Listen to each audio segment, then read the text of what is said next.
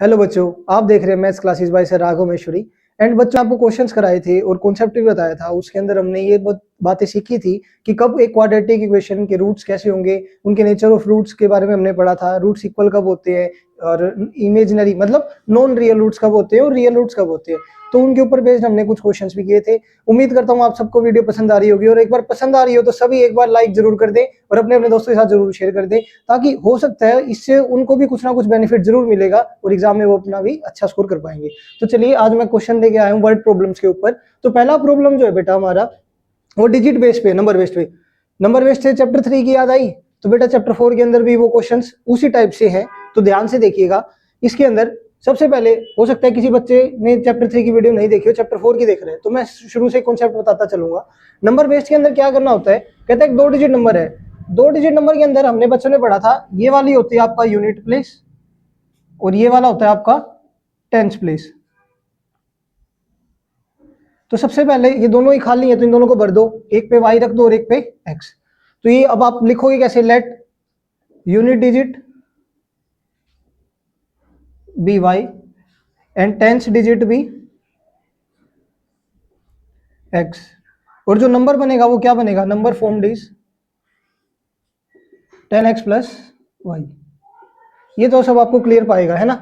अब बेटा आपको ध्यान दो, क्या कह रहा है, the digit at unit place is 5 less than the digit eight tens place. अब जो यूनिट प्लेस के ऊपर जो डिजिट था वो कितना छोटा है, टेंस वाले से 5 छोटा है, तो इसको लिख देंगे वही हमारे फेवरेट 3 अक्षर अकॉर्डिंग टू क्वेश्चन ATQ। क्या कह रहा है, जो यूनिट प्लेस पे डिजिट है, यूनिट प्लेस पे डिजिट कौन से भाई, वो क्या है, 5 less than digit eight tens place, so x minus 5। अब बच्चे इसमें उल्टा क्या लिख देते हैं, बच्चे इसको लिखते हैं 5 माइनस एक्स, वही क्वेश्चन गलत हो जाएगा, सो ध्यान रखिएगा। और इस बात का आपको पता कैसे चलेगा कि आपने इक्वेशन गलत बनाई, आपका आंसर के अंदर नेगेटिव आने लग जाएगी, x या y में से किसी एक की वैल्यू, लेकिन नंबर के केस के अंदर x y कभी भी नेगेटिव नहीं लेंगे हम। सो याद रखिएगा, ये मैंने आपको बात बताई कि आप कैसे अपने क्वेश्चन को बाइफरकेट कर सकते हैं, क्रॉस वेरीफाई कर सकते हैं। नाउ हम x को इधर ले आते हैं, तो ये minus x plus y is equals to -5। This is equation number 1। यहां तक क्लियर है बेटा। अब आगे की स्टेटमेंट पढ़ते हैं, उससे सेकंड इक्वेशन बनाएंगे। The product of the digits is 36। अब क्या कह रहा है, दोनों डिजिट्स का जो प्रोडक्ट है, मेरे पास स्पेस ऐसे है तो मैं ऐसे चल रहा हूं, आप लोगों को वर्टिकली चलना है शीट्स के अंदर। तो x और y का प्रोडक्ट कितना दे रखा है बेटा, 36। So X Y is equals to 36। Clear है। अब यहां से y की वैल्यू क्या लिख सकता हूं मैं, 36 बाई एक्स। जरूरी नहीं है y को x के टर्म्स में लिखे, x को भी आप y के टर्म्स में लिख सकते हो। This is equation number 2। अब बेटा आपने महसूस किया होगा कि थर्ड चैप्टर और सेकंड ये फोर्थ चैप्टर के अंदर दोनों इक्वेशंस अलग अलग आ रही हैं। कैसे, मतलब थर्ड चैप्टर के अंदर तो थी दोनों लीनियर इक्वेशन थी, जैसे ये लीनियर इक्वेशन है, बट ये आपकी लीनियर इक्वेशन नहीं है। तो इसी ये ही डिफरेंस है क्वेश्चंस के अंदर। इसकी हेल्प से आपको एक क्वाड्रेटिक इक्वेशन बनानी होगी और उसको हम सोल्व करेंगे with the help of middle term split लगा सकते हो या फिर क्वाड्रेटिक फॉर्मूला, दोनों आपकी इच्छा है। तो बेटा अब पुट करो, आप पुट 2 इन इक्वेशन 1। 2 को मैं कहां पुट करूंगा, इक्वेशन नंबर 1 में। सो ताकि मेरे को क्वाड्रेटिक इक्वेशन मिल जाए और वो एक ही वेरिएबल के अंदर हो, या तो x में हो या y में। So minus x plus 36 by x equals to -5। यहां तक क्लियर। अब बेटा एलसीएम लो, एलसीएम लूंगा तो माइनस का एक्स स्क्वायर, इसके नीचे कुछ नहीं है तो 1, दोनों के नीचे एलसीएम में x आ जाएगा, x यहां से मल्टीप्लाई होगा तो एक्स स्क्वायर, इसके नीचे तो x है, तो ये एज इट इज 36 ही रहेगा। So this is equals to -5। अब क्या करेंगे, x की मल्टीप्लाई इधर करा दो, तो minus X square plus 36 is equals to -5x। -5 उधर से इधर ले आओ, so X square plus 36 plus 5x is equals to 0। अब बेटा ध्यान देना, यहाँ पे हमेशा x का जो कोफिशिएंट है वो हमेशा क्या होना चाहिए, +1। सो इन सब में से मैं क्या कर लूंगा, माइनस साइन को कॉमन ले लूंगा। माइनस साइन को कॉमन ले लेता हूँ मैं यहाँ पे, तो अंदर क्या बच गया, एक्स स्क्वायर, साइन चेंज हो जाएंगी, एक्स स्क्वायर प्लस वाला माइनस का -36, ये भी प्लस का था तो ये भी माइनस का 5x इक्वल्स टू 0। यहाँ तक क्लियर है। अब बेटा माइनस साइन इधर है, उधर जाएगा, 0 के पास प्लस हो माइनस हो कोई फर्क ही नहीं पड़ता उसको, तो एक्स स्क्वायर। अच्छा इसको स्टैंडर्ड फॉर्म में लिखता हूँ। स्टैंडर्ड फॉर्म क्या होती है, पहले सबसे बड़ी डिग्री, फिर छोटी डिग्री, फिर उससे छोटी, मतलब कांस्टेंट टर्म। सो -5x -36 किसके इक्वल आ गया, 0 के। अब आपकी इच्छा है, क्वाड्रेटिक इक्वेशन तो आपकी बन चुकी, 90% काम हो गया। अब आपको इसको खाली सोल्व करना है। तो सोल्व कैसे करोगे, मिडिल टर्म स्प्लिट। देखो छोटे ही फैक्टर है, मुझे 36 के फैक्टर बनाने से अच्छा दैट उनको प्लस करूं तो मुझे -5 मिले, और माइनस करूं तो मल्टीप्लाई करूं तो मुझे -36 मिले। सो 36 के फैक्टर 9 4 जा 36 होता है, 6 6 जा 36 भी होता है, 12 3 जा भी 36 होता है, बट हमें वो उठाना है जिनको ऐड या सब्ट्रैक्ट करने पे मुझे क्या मिल जाए -5। सो 9 और 4 दोनों को ऐड या सब्ट्रैक्ट करने पे -5 मिलेगा, मिल जाएगा। तो इजीली मिडिल टर्म स्प्लिट हो रहा है, तो मैं मिडिल टर्म स्प्लिट को इस क्वेश्चन में अप्लाई करता हूँ। -36 इज इक्वल्स टू 0, -9 + 4 एक बार वेरीफाई कर लो, -9 और 4 को ऐड करूंगा तो -5 ही बनेगा, और -9 और +4 को मल्टीप्लाई करने पे -36 ही बनेगा। ठीक है, अब बेटा कॉमन लो इन दोनों में से और इन दोनों में से, इनसे कॉमन लिया तो क्या बचा x - 9, इन दोनों में से कॉमन लिया तो 4x - 9 is equals to 0, then x + 4 and x - 9 is equals to 0। So either या तो x की वैल्यू क्या होगी -4 या फिर x की वैल्यू क्या होगी +9। अब मैंने आपको बताया था नेगेटिव हम रिजेक्ट कर देते हैं, सो रिजेक्टिंग दिस हम x की वैल्यू क्या ले लेंगे 9। 9 को कहाँ सब्स्टिट्यूट कर दूं, यहाँ पे कर दूं, so put x equals to 9 into, so y क्या आ जाएगा आपका 36/9, 9 4 जा 36, सो y की वैल्यू क्या आ गई आपकी 4। अब कोई पूछे क्वेश्चन के अंदर नंबर क्या है, फाइंड द नंबर, क्वेश्चन में क्या पूछ रखा है नंबर, तो यहाँ x और y निकाल के मत छोड़ाना, नंबर कट जाएंगे इससे। सो नंबर फॉर्म क्या था 10x + y, ये देखिए स्टार्टिंग में था ना, number form is 10x + y। So 10x + y में x की वैल्यू पुट करो, x की वैल्यू कितनी थी 9, सो 10 × 9 90 + y 4, so the number is 94। This is your required answer. तो बेटा जी ये मोस्ट इंपोर्टेंट क्वेश्चन है इस चैप्टर 4 से, क्या कहता है ये टाइम एंड वर्क के ऊपर बेस्ड है बेसिकली। तो आपका कॉन्सेप्ट क्या लगेगा, टोटल वर्क बराबर होता है टाइम इनटू एफिशिएंसी। अब समझो इस बात को, मान लो एक बंदा ए नाम का बंदा है, वो एक काम को 10 घंटे में कर रहा है, ठीक है, एक नाम का बंदा एक काम को कितने घंटे में कर रहा है 10 घंटे में, तो ये 1 घंटे में ए का वर्क कितना होगा 1/10। सिंपल, जो यूनिटरी मेथड होता था आपका कि भाई 10 चीजें 10 घंटे में एक काम कर रहा है, तो 1 घंटे में कितना काम करेगा वो 1/10। सो ये क्या उसकी एफिशिएंसी, दिस इज एफिशिएंसी, समझ गए। अब कोई ये कहे 5 घंटे में कितना काम करेगा, तो वर्क क्या हो गया, मैंने बताया आपको work is equals to time into efficiency. So 5 घंटे का मतलब क्या है टाइम, एफिशिएंसी कितनी है उसकी 1 घंटे की 1/10, तो 5/10 आ गया आंसर, दैट इज 1/2। इसका मतलब वो 5 घंटे में कितना काम कर देगा, आधा काम कर देगा। तो यही कॉन्सेप्ट मैं इस क्वेश्चन के अंदर लगाने वाला हूँ। तो अगर आपको ये बात समझ में आ गई हो, तो वैसे तो आसान सी बात है कि कोई काम एक बंदा 10 घंटे में कर रहा है, तो 5 घंटे में सीधी सी बात है वो आधा काम कर देगा अपना, अगर लगा रहा तो बैठ गया तो फिर तो कुछ भी नहीं करेगा। तो हम मान के चलते हैं आइडियल कंडीशंस को, क्लियर। सो वर्क क्या है टाइम इनटू एफिशिएंसी, और एफिशिएंसी कैसे होती है, अगर कोई एक घंटे में कोई एक काम 10 घंटे में कर रहा है, तो 1 घंटे में कितना काम करेगा 1/10। सो इसी कॉन्सेप्ट को मैं अप्लाई करता हूँ इस क्वेश्चन के अंदर। चलिए देखते हैं क्वेश्चन क्या कहता है। दो टैप थे, दो पानी की टैप्स थे, वो दोनों मिलके एक टैंक को कितने घंटे में भर रहे हैं, 3 मिक्स फ्रैक्शन में दे रखा है 3 1/3 आवर्स, ठीक है। The tap of larger diameter, अब इससे मुझे ये पता चला एक टैप तो बड़ा टैप था, एक थोड़ा छोटे डायमीटर का टैप था। वो घरों में होती है ना, एक बड़ा टैप होता है जिससे पानी ज्यादा तेज आता है, और छोटे टैप से पानी थोड़ा कम तेज आएगा। तो ऑब्वियस सी बात है ये भी कि बड़ा वाला टैप टैंक को जल्दी भर देगा, और छोटे वाला टैंक को जल्दी नहीं भरेगा और थोड़ा लेट भरेगा। सो हम लेंगे क्या इसमें, लेट दोनों को अलग अलग। अगर मैं खाली एक छोटा वाला नल चला के छोड़ दूं, और वो एक टैंक छोड़ो, आप बाल्टी मान लो, एक बाल्टी को कितनी देर में भरता है, तो मैं वही लेके चलता हूं, let small tap alone can fill a tank in x hours. Clear आपको। Similarly larger tap alone can fill, अब बड़े वाले अपने टैप के नीचे मैंने बाल्टी खोल दी, अब वो कितनी जल्दी भरेगा, उसको मान लेते हैं हम कितनी देर में भर रहा है y आवर्स के अंदर।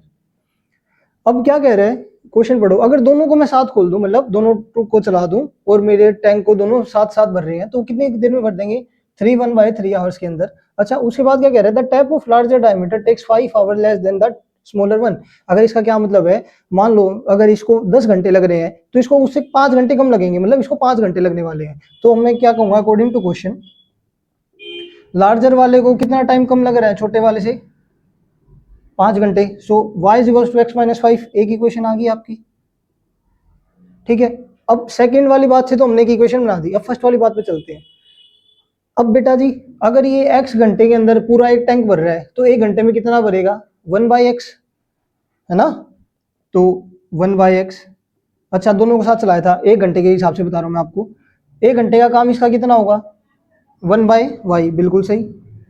रेसिप्रोकल भाई, y आवर्स के अंदर ये एक टैंक भर रहा है, तो 1 घंटे में कितना भरेगा, 1/y।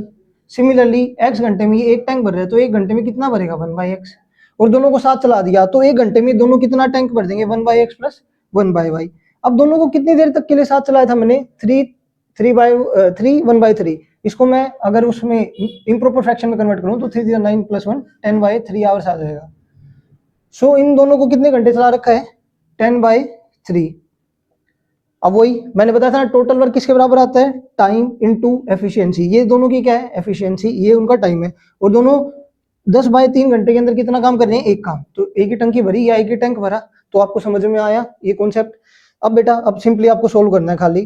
कैसे करोगे, यहाँ पे y की वैल्यू सब्स्टिट्यूट करते हैं इसके अंदर। सो 10/3 1/x प्लस 1 में x - 5 is equals to 1 from 1। Next यहाँ पे लिखता हूँ मैं। अच्छा, ये आपको समझाने के लिए था, ये आपको लिखना नहीं है, तो इसको मैं इरेज ही कर देता हूँ। अब आप ध्यान दीजिएगा, दोनों का एलसीएम लूंगा तो दोनों क्रॉस मल्टीप्लाई हो जाएंगे, x यहाँ चला जाएगा, x - 5 यहाँ, और नीचे डिनोमिनेटर में दोनों आपस में मल्टीप्लाई। सो 10/3 1 x - 5 ऊपर गया प्लस x उधर चला गया, x नीचे दोनों की मल्टीप्लाई होगी, x और x - 5, और किसके इक्वल है ये, 1 के। अब बेटा जी, ये 3x x - 5 को उधर भेज देता हूँ मैं। यहाँ पे x और x कितने हो गए, 2x - 5 is equals to 3x x - 5। इसको सोल्व करो, 10 to the 20x minus 50 equals to this becomes 3x² minus 15x।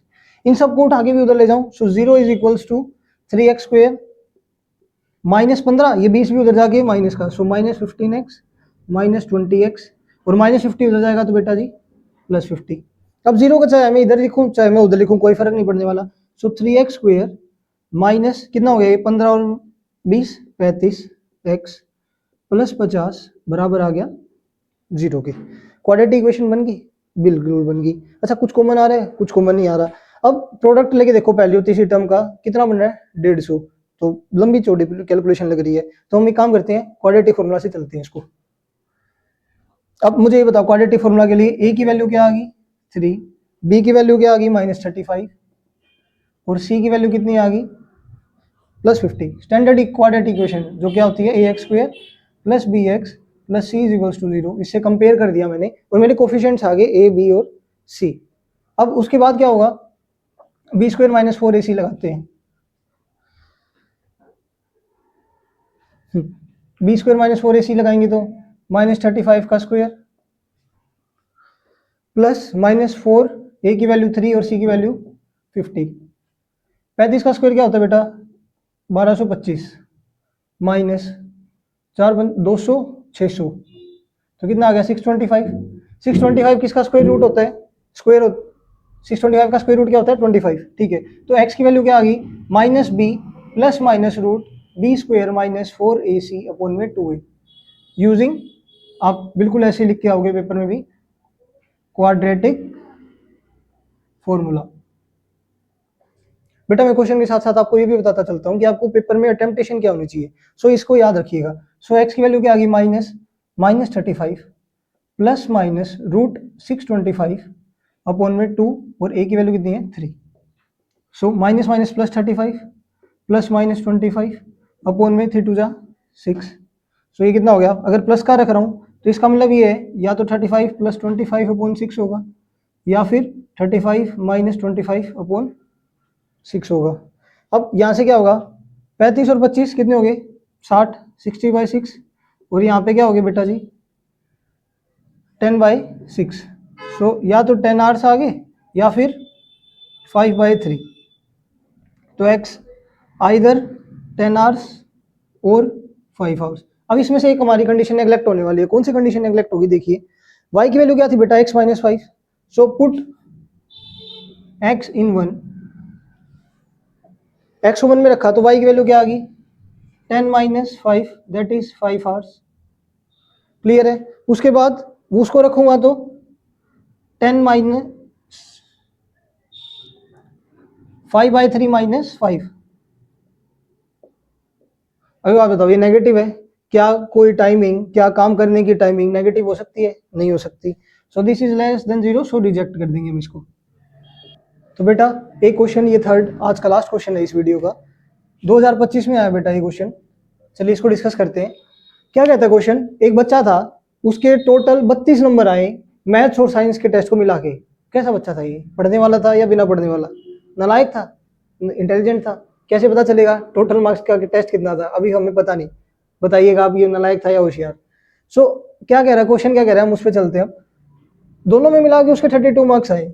अगर वो अगर उसके 2 नंबर कम आते साइंस में और 4 नंबर ज्यादा आते मैथ में, तो प्रोडक्ट होता है इन दोनों नंबर्स का कितना? 253। अब आपको बताना है उसके कितने मार्क्स थे दोनों सब्जेक्ट के अंदर। सो मैं मान लेता हूं मुझे पता ही नहीं है, तो मैं let he scored marks in maths is equals to x and he scored marks in science is equals to y। अब दोनों में मिला के कितने थे बेटा जी? 32। सो अकॉर्डिंग टू क्वेश्चन, प्यार के 3 शब्द हमारे, x plus y is equals to 32, equation number 1। अच्छा यहाँ से मैं क्या कह सकता हूँ, एक को एक y को मैं x के टर्म्स में लिख लूँ, so y is equals to 32 minus x। Clear है? ये इक्वेशन काम की है उससे भी ज्यादा। So this equation is 2। अगला क्या कह रहा है बेटा, अगर उसके 2 नंबर कम आते किसमें? साइंस में। साइंस में कितने नंबर ला रहा था? 5, 2 y। सो y में से 2 घटा दो। वो 4 नंबर ज्यादा आते मैथ में। हाँ, मैथ्स राघव सर से पढ़ रहा है ना, तो अब नंबर ज्यादा आगे, पहले पढ़ नहीं रहा था वो। तो अब ज्यादा नंबर आगे तो क्या हो गया? x plus 4। वो इन दोनों का प्रोडक्ट कितना कह रहा है वो? 253। यहां तक बात क्लियर है? चलिए अब आगे करते हैं इस क्वेश्चन को। अब इसको सोल्व करने के लिए सबसे पहले मैं y को किसके टर्म्स में रख दूं? x के टर्म्स में। सो यूजिंग 2 का यूज करते हैं। y की वैल्यू रखता हूं मैं इसमें 32 minus x minus 2, 32 minus x minus 2 into में प्रोडक्ट क्या आपका x प्लस 4 किसके बराबर है ये? 253 के। इनको सोल्व करो बेटा जी। 32 में से 2 गए 30 माइनस एक्स और x प्लस 4 किसके बराबर है? 253 के। मल्टीप्लीकेशन करेंगे तो 30x प्लस 40 नहीं 4 थी 120 माइनस एक्स स्क्वेयर और minus 4x is equals to 253। अब यहां से इन सबको उठा के उधर ले जाता हूं। So 0 is equals to 253 minus 30x minus 120 plus x square और प्लस का 4x। कैलकुलेशन करो आप। इसमें से 120 गए तो कितने बचे आपके पास? 133। चेक कर लो, 3 और 1, ठीक है। 30x तो माइनस का 26x और प्लस का एक्स स्क्वेयर। अब क्या करें? स्टैंडर्ड फॉर्म में लिखते हैं। सब स्टैंडर्ड फॉर्म क्या था? पहले एक्स स्क्वेयर वाली क्वांटिटी, फिर 26x और फिर प्लस का 133 मस्ट बी इक्वल्स टू 0। क्या करें अब? क्वाड्रेटिक फॉर्मूला लगा दे। So B square minus 4ac, B की वैल्यू क्या है? माइनस 26 का स्क्वायर, ए की वैल्यू 4, 1 और 133, यही आएगा। इसकी मल्टीप्लाई करो। 26 का स्क्वायर कितना होता है भाई? 676 माइनस 4 थी 12, 4 थी 12 और 113, 532। इनको सब्ट्रैक्ट करेंगे, 6 में से 2 गया 4, 4 में से 144। किसका स्क्वायर होता है आपको सबको पता है? 12 का, बिल्कुल सही। सो अब फाइनल स्टेप पे आ गए हम अपने क्वेश्चंस के। क्वाड्रेटिक फॉर्मूला क्या था बेटा? x is equals to minus b. Direct कर दूं? पिछले क्वेश्चन में तो मैंने आपको पूरा कंप्लीट करके दिखाई दिया था। सो माइनस बी का मतलब बी की वैल्यू क्या थी? 26। So minus of minus 26 plus minus root 144 upon में 2a। ए की वैल्यू क्या थी? 1, so 2। So 26 plus minus 12 upon में 2। सो x की वैल्यू 2 आने वाली है। एक तो यहाँ से कितना हो गया ये? 8 और 38, 38/2 जब मैं प्लस का साइन लूंगा। और जब मैं इसको सब्ट्रैक्ट करूंगा तो कितना बचा ये? 26 में से 12 गए तो हाँ 14 अपॉन में 2। So x either x is equals to 19 और x इज इक्वल्स टू 7। अब पुट करते बेटा जी वहां पे। सो पुट इन टू, जब x की वैल्यू 19 है तो y की वैल्यू कितनी होगी जी? 32 में से 19 गई, 32 माइनस 19, सो दिस इज 13। ठीक है, उसके बाद when x is equals to 7, y की वैल्यू क्या आएगी 32 माइनस 7, दैट इज आंसर क्या आ गया आपका 25। तो हमारा मार्क्स क्या होगा दो सब्जेक्ट्स के अंदर, या तो 19 नंबर उसके साइंस में है और साइंस में नहीं मैथ्स में, और 13 नंबर मैथ्स में, या फिर 7 नंबर मैथ में है और 25 नंबर साइंस में। सो दिस इज आपका आंसर। तो बेटा इसी तरह से वो प्रैक्टिस करते रहो, इन्हीं टाइप के क्वेश्चंस को आपको और प्रैक्टिस करना है। आप PYQs को सोल्व करो, और जल्द ही हम इसका एक पार्ट और लेके आएंगे, क्योंकि ये क्वेश्चन यही चैप्टर बहुत ज्यादा इंपॉर्टेंट है। सो इसकी वर्ड प्रॉब्लम्स के टाइप्स भी बहुत ज्यादा है, तो हम अगले पार्ट के साथ जल्दी मिलते हैं।